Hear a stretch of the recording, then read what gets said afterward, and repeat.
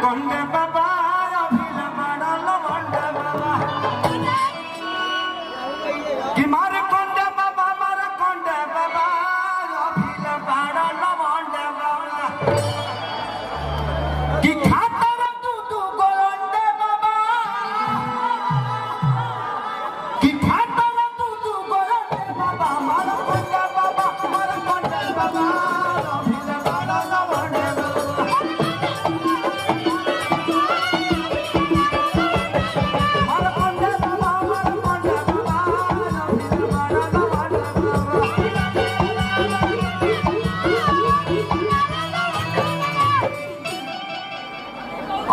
अच्छा मुझे पता नहीं है हमारे मंच पे और भी सिंगर गाने वाले हैं।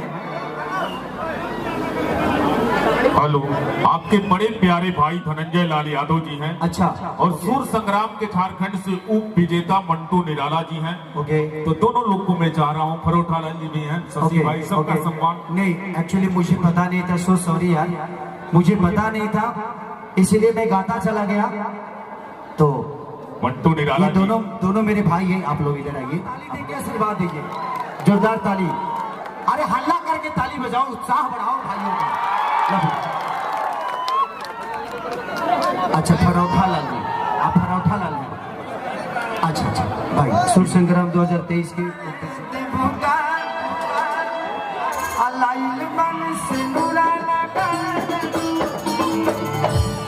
लेके आई एक गाना हमारे दिल के करीब। आप लोग बैठ जाए, बैठ जाए, अभी आपका काम है।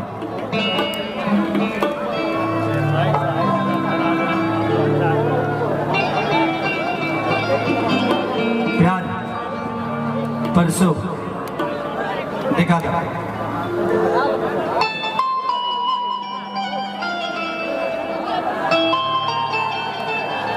बीच में बड़े वो खड़ा हो गया। ए भाई कि जख्म इतना ज्यादा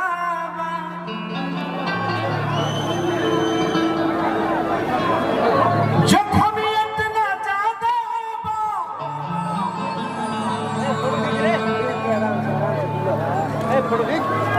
कि कैसे बताई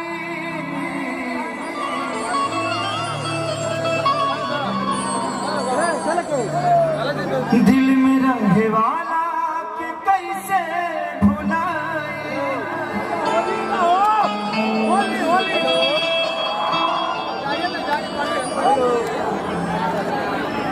कि रहे कहाँ हमारा गली है, जाना आना जाना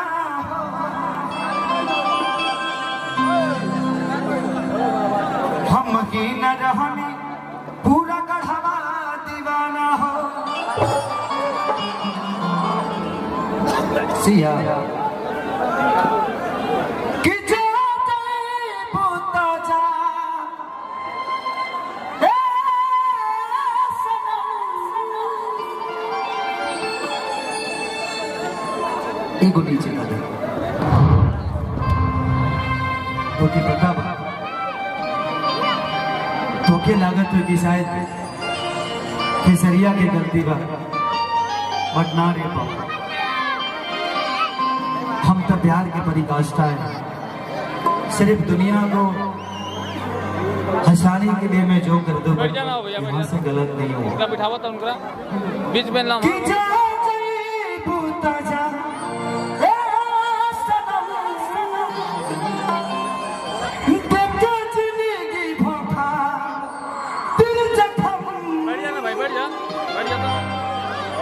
जनी सोचा हमारा बारे में।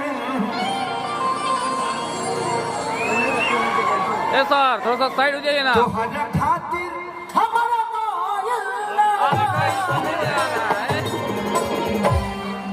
ये प्यार कल ही बरसों ये कायल लगा है, भुला गइल वैसे जैसे भारी लगा है।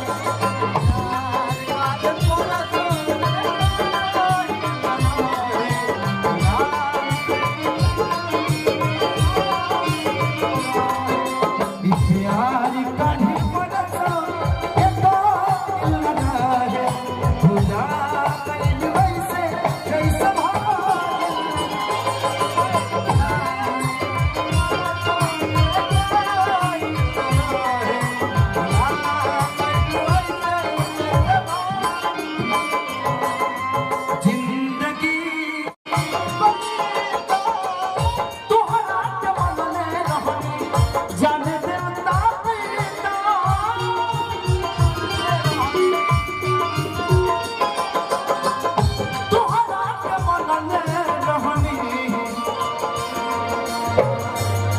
जाने क्यों तो पीता तो से पकड़ेंगे हूँ दिल में हमारा सुना आई चाहे तो चल